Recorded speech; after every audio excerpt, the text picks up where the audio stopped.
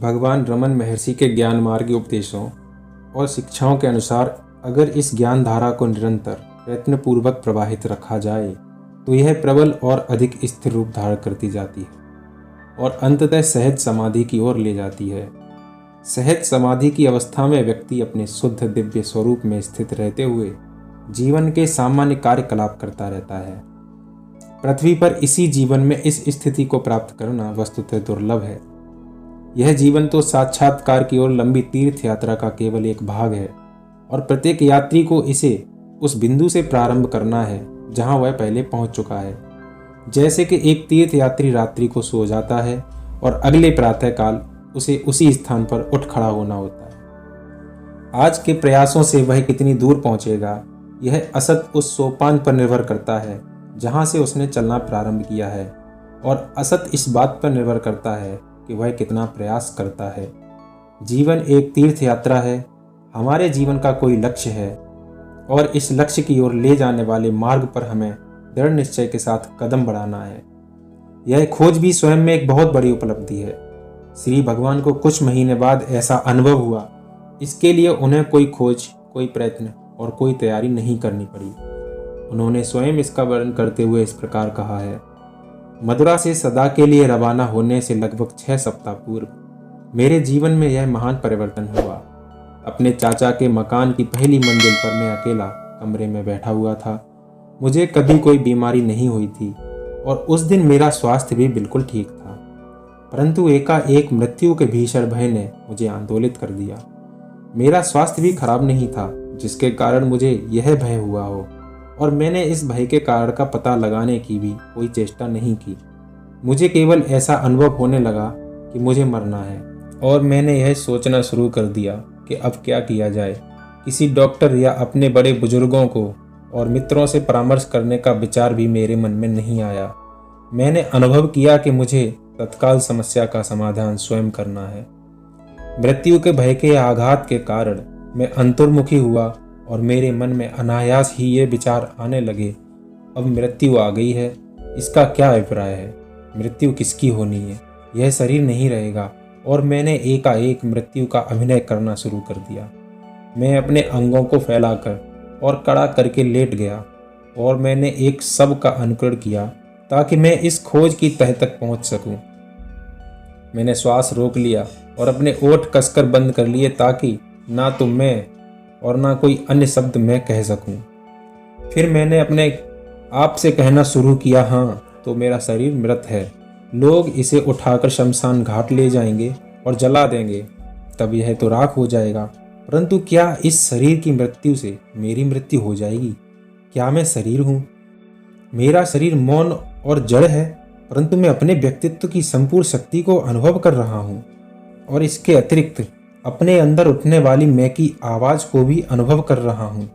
इसलिए मैं शरीर से परे आत्मा हूँ। शरीर की मृत्यु हो जाती है, परंतु आत्मा को मृत्यु स्पर्श तक भी नहीं कर सकती। इसका अभिप्राय है मैं अमर आत्मा हूँ। यह सब शुष्क विचार प्रक्रिया नहीं थी। जीवित सत्य की भांति अत्यंत स्पष्टता पूर्वक ये विचार मेरे मन में बिजली की तरह कौंध गए। बिना किसी विचार प्रक्रिया के मुझे सत्य का प्रत्यक्ष दर्शन हो गया। अहम ही वास्तविक सत्ता थी और मेरे शरीर से संबद्ध सभी चेतन गतिविधियां इसी अहम पर केंद्रित थीं। इसी क्षण से किसी शक्तिशाली प्रेरणा के कारण अहम ने अपने पर ध्यान केंद्रित करना आरंभ किया। मृत्यु का भय सदा के लिए जा चुका था। इससे आगे आत्म केंद्रित ध्यान अविच्छिन्न रूप से जारी रहा। संगीत के विभिन्न स्वरों की भांति अन्य विचार आते और चले जाते, परंतु अहम उस आधारभूत श्रुति स्वर के समान जारी रहा जो सभी अन्य स्वरों के मूल में सम्मिश्रित है। मेरा शरीर वार्तालाप, अध्ययन या किसी अन्य कार्य में भले ही लीन हो, परंतु मेरा ध्यान अहम पर केंद्रित था। इससे पहले मुझे अपनी आत्मा की स्पष्ट अनुभूति नहीं हुई थी और मैं इसकी ओर चेतन रूप से आकृष्ट भी नहीं हुआ था। मुझे इसमें कोई प्रत्यक्ष दिलचस्पी अनुभव नहीं हुई। इसमें स्थायी रूप से रहने की तो और भी कम इच्छा हुई। बिना किसी आडंबर और वाक प्रपंच के अगर सीधे शब्दों में कहें तो यह अवस्था अहम भाव से भिन्न नहीं, परंतु इसका एकमात्र कारण मैं और आत्म शब्दों की अस्पष्टता है। मृत्यु के प्रति हमारी धारणा के कारण यह अंतर पैदा होता है, जिसका ध्यान अहम में केंद्रित होता है। जो अहम को एक पृथक व्यक्ति के रूप में देखता है, वही मृत्यु से भयभीत होता है। मृत्यु हमारे अहम के विनाश की धमकी देती है, परंतु यहाँ तो मृत्यु के भय का सर्वथा लोप हो चुका था। महर्षि ने यह अनुभव कर लिया था कि अहम उस सार्वलौकिक अमर आत्मा के साथ एक रूप है जो प्रत्येक व्यक्ति में विराजमान है। यह कथन भी ठीक नहीं कि वह यह जानते थे कि वह विश्वात्मा के साथ एक रूप है। इससे तो ऐसा लगता है कि अहम की पृथक सत्ता है जो इसे जानता है, जबकि महर्षि ने यह अनुभव कर लिया था कि वे आत्मा हैं। कुछ वर्ष बाद श्री महर्षि ने एक पाश्चात्य जिज्ञासु श्री पॉल ब्रंटन के सम्मुख इस अंतर की इस प्रकार व्याख्या की थी। पॉल ब्रंटन पूछते हैं, उस आत्मा का स्वरूप क्या है जिसकी आप चर्चा करते हैं? आप जो कुछ कहते हैं, अगर वह सत्य है तो उस स्थिति में मनुष्य में एक दूसरी आत्मा भी होनी चाहिए। महर्षि उत्तर देते हैं, क्या एक व्यक्ति के दो स्वरूप, दो आत्माएं संभव हैं? इस विषय को समझने के लिए पहले यह आवश्यक है कि मनुष्य अपना विश्लेषण करे, क्योंकि वह लंबे अरसे से अन्य लोगों की तरह सोचते आया है। इसलिए उसने कभी सच्चे ढंग से अहम का सामना नहीं किया। उसके सम्मुख अपनी सही तस्वीर नहीं है। उसने लंबे अरसे से शरीर और मस्तिष्क के साथ अपने को एक रूप अनुभव किया है। इसलिए मैं आपसे कहूँगा कि आप इस सत्य का अन्वेषण करें कि मैं कौन हूँ। आपने इस यथार्थ आत्म तत्व का वर्णन करने के लिए मुझसे कहा है। इसके बारे में क्या कहा जाए? यह वह तत्व है जिससे मैं की भावना पैदा होती है और इसी में इसे लय होना है। ब्रंटन कहते हैं, लय होना है? कोई व्यक्ति अपने व्यक्तित्व की भावना को किस प्रकार भुला सकता है? महर्षि कहते हैं, प्रत्येक मनुष्य के मन में सर्वप्रथम और सर्वप्रधान विचार मैं होता है। इस विचार के बाद ही अन्य कोई विचार जन्म ले सकते हैं। प्रथम उत्तम पुरुष के सर्वनाम मैं के मन में विचार के बाद ही द्वितीय मध्यम पुरुष के सर्वनाम तुम की उत्पत्ति होती है। अगर आप मानसिक रूप से मैं के सूत्र का अनुकरण कर सकें तो आपको यह पता चलेगा कि जिस प्रकार यह सर्वप्रथम उत्पन्न होने वाला विचार है, उसी प्रकार यह सबसे अंत में लोप होने वाला विचार है। इसे आप अनुभव द्वारा जान सकते हैं। पॉल ब्रंटन कहते हैं, आपका कहने का अभिप्राय यह है कि इस प्रकार अपने आप में मानसिक अन्वेषण संभव है? महर्षि कहते हैं, निश्चित रूप से अपने अंदर प्रवेश करना संभव है और अंत में धीरे धीरे मैं का लोप हो जाता है। ब्रंटन कहते हैं, इसके बाद क्या बच रहता है? इस अवस्था में क्या व्यक्ति बिल्कुल अवचेतन बन जाता है या वज्रमूर्ख बन जाता है? महर्षि कहते हैं, नहीं, इसके विपरीत इसमें वह चैतन्य प्रकट होता है जो अमर है, और तब वह वस्तुतः बुद्धिमान बन जाता है। जब उसे अपने वास्तविक स्वरूप का पता चल जाता है, मनुष्य का वही वास्तविक स्वरूप है। ब्रंटन पूछते हैं, परंतु निश्चित ही मैं का भाव इसके साथ संबद्ध है? महर्षि कहते हैं, मैं का भाव व्यक्ति, शरीर और मस्तिष्क से संबद्ध है। जब मनुष्य अपने वास्तविक स्वरूप को पहचान लेता है, तब प्रथम बार उसकी आत्मा की गहराइयों में से कोई ऐसी चीज जन्म लेती है जो उस पर पूरी तरह से हावी हो जाती है। यह चीज हमारे मन के पीछे है। यह असीमित, दिव्य और शाश्वत है। कई लोग इसे स्वर्ग का साम्राज्य कहते हैं, दूसरे इसे आत्मा और अन्य लोग निर्वाण तथा हिंदू इसे मुक्ति के नाम से संबोधित करते हैं। आप जो भी नाम चाहें इसे दे सकते हैं। इस अवस्था में मनुष्य अपने को खोता नहीं बल्कि पा लेता है। जब तक मनुष्य इस सत्य आत्म तत्व की खोज नहीं करेगा, संदेह और अनिश्चितता उसे जीवन भर घेरे रहेगी। महान सम्राट और राजनीतिक दूसरों पर शासन करने का प्रयत्न करते हैं, जबकि वे अपने हृदय के अंतःस्थल में यह अच्छी तरह जानते हैं कि वे अपने पर शासन नहीं कर सकते। परंतु जो व्यक्ति आत्मा की गहराइयों में प्रवेश करता है, विश्व की महत्तम शक्ति भी उसकी आज्ञा का अनुसरण करती है। जब तक कि आपको यह पता नहीं कि आप स्वयं कौन हैं, संसार की अन्य वस्तुओं के जानने का क्या उपयोग है? मनुष्य अपने सच्चे स्वरूप के इस अन्वेषण से बचते हैं, परंतु इससे बढ़कर और कौन सा अन्वेषण हो सकता है? इस संपूर्ण साधना में मुश्किल से आध घंटा लगा, तथापि हमारे लिए यह अत्यंत महत्वपूर्ण है कि यह एक साधना थी। प्रकाश प्राप्ति का प्रयास है निष्प्रयास जागरण नहीं है। सामान्यतः एक गुरु अपने शिष्यों को उसी मार्ग पर ले जाता है जिसका उसने स्वयं अनुसरण किया है। श्री महर्षि ने आध घंटे के अंदर न केवल जीवन भर की बल्कि अधिकांश साधकों के लिए अनेक जीवनों की साधना पूरी कर ली। इससे यह तथ्य नहीं बदलता कि यह आत्मान्वेषण का प्रयास था। उन्होंने बाद में अपने अनुयायियों से इसी का अनुसरण करने के लिए कहा था। उन्होंने अपने भक्तों को यह चेतावनी दी कि आत्मान्वेषण से सामान्यतः सिद्धि शीघ्र नहीं मिलती, इसके लिए काफी लंबे अरसे तक प्रयास करना पड़ता है। साथ ही उन्होंने यह भी कहा कि यही एकमात्र प्रत्यक्ष निर्भ्रांत साधन है उस निरपेक्ष परम सत्ता की अनुभूति का जो आप स्वयं वस्तुतः हैं। महर्षिज गॉस्पेल दूसरा भाग। उन्होंने कहा कि इसके तत्काल ही रूपांतरण की प्रक्रिया प्रारंभ हो जाती है, भले ही इसके पूर्ण होने में देर ही क्यों न लगे। परंतु ज्यों ही अहम भाव अपने को जानने का प्रयास करता है, यह शरीर में कम से कम रमता है और आत्म चैतन्य में अधिक से अधिक। यह भी महत्वपूर्ण बात है कि साधना के सिद्धांत या व्यवहार के संबंध में कुछ भी न जानते हुए श्री महर्षि ने एकाग्रता के लिए प्राणायाम का आश्रय लिया। उन्होंने यह भी स्वीकार किया कि प्राणायाम से विचारों के नियंत्रण में सहायता मिलती है। उन्होंने अन्य किसी प्रयोजन के लिए प्राणायाम के प्रयोग को निरुत्साहित किया और वस्तुतः अपने शिष्यों को इसका कभी आदेश नहीं दिया। प्राणायाम भी एक साधन है। यह उन विभिन्न विधियों में से एक है जिनका प्रयोग चित्त की एकाग्रता के लिए किया जाता है। प्राणायाम से इधर उधर भटकते हुए मन को नियंत्रित करने और एकाग्रता प्राप्त करने में सहायता मिलती है, इसलिए इसका उपयोग भी किया जा सकता है। परंतु व्यक्ति को यहीं नहीं रुक जाना चाहिए। प्राणायाम द्वारा मन पर नियंत्रण प्राप्त करने के बाद व्यक्ति को इससे प्राप्त अनुभव से ही संतुष्ट नहीं हो जाना चाहिए, अपितु नियंत्रित मन को मैं कौन हूँ इस प्रश्न की ओर तब तक लगाना चाहिए जब तक कि मन आत्मा में लीन ना हो जाए। चैतन्य की इस परिवर्तित अवस्था के कारण वेंकट रमन के मूल्यों के अर्थ और आदतों में परिवर्तन हो गया।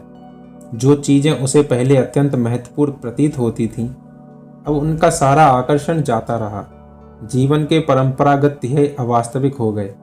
जिस वस्तु की पहले अपेक्षा की जाती थी वह अत्यंत महत्वपूर्ण प्रतीत होने लगी। इस चैतन्यमयी नवीन स्थिति के अनुरूप जीवन का अनुकूलन उस किशोर के लिए सरल नहीं रहा होगा जो कभी स्कूल का विद्यार्थी था और जिसने आध्यात्मिक जीवन का कोई सैद्धांतिक प्रशिक्षण भी नहीं प्राप्त किया था। उसने इस बारे में किसी से बात नहीं की, वह परिवार में ही रहा और उसने स्कूल जाना जारी रखा। तथ्य तो यह है कि उसने बाह्य परिवर्तन कम से कम किया, तथापि उसके परिवार के लोग अनिवार्यतः उसके परिवर्तित व्यवहार को जान गए और उन्होंने उसकी कई बातों का बुरा भी माना। इसका भी उसने वर्णन किया है। इस नए चैतन्य के परिणाम मेरे जीवन में दृष्टिगोचर होने लगे। सर्वप्रथम मित्रों और संबंधियों में मैंने दिलचस्पी लेना बंद कर दिया। मैं अपना अध्ययन यांत्रिक भाव से करने लगा। मैं अपने संबंधियों को संतुष्ट करने के लिए अपने सामने पुस्तक खोलकर बैठ जाता, परंतु वस्तु स्थिति यह थी कि मेरा मन पुस्तक में बिल्कुल नहीं लगता था। मैं लोगों के साथ व्यवहार में अत्यंत विनम्र और शांत बन गया। पहले अगर मुझे दूसरे लड़कों की अपेक्षा अधिक काम दिया जाता तो मैं शिकायत किया करता था, और अगर कोई लड़का मुझे तंग करता तो मैं उससे बदला लिया करता था। किसी भी लड़के में मेरा मजाक उड़ाने या मेरे साथ उच्च खलतापूर्वक व्यवहार करने का साहस नहीं था। अब सब कुछ बदल चुका था। मुझे जो भी काम दिया जाता मैं उसे खुशी से करता। मुझे जितना भी तंग किया जाता मैं इसे शांति से सहन कर लेता। विक्षोभ और प्रतिशोध प्रदर्शित करने वाले मेरे अहम का लोप हो चुका था। मैंने मित्रों के साथ खेलने के लिए बाहर जाना बंद कर दिया और एकांत पसंद करने लगा। मैं प्राय ध्यानावस्था में अकेला बैठ जाता और आत्मा में स्वनिर्माण करने वाली शक्ति या धारा में लीन हो जाता।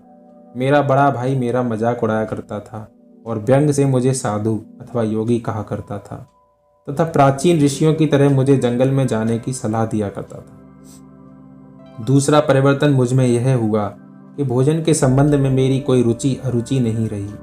जो कुछ भी मेरे सम्मुख परोसा जाता, स्वादिष्ट या अस्वादिष्ट, अच्छा या बुरा, मैं उसे उदासीन भाव से निगल जाता। एक और परिवर्तन मुझ में यह हुआ कि मीनाक्षी के मंदिर के प्रति मेरी धारणा बदल गई।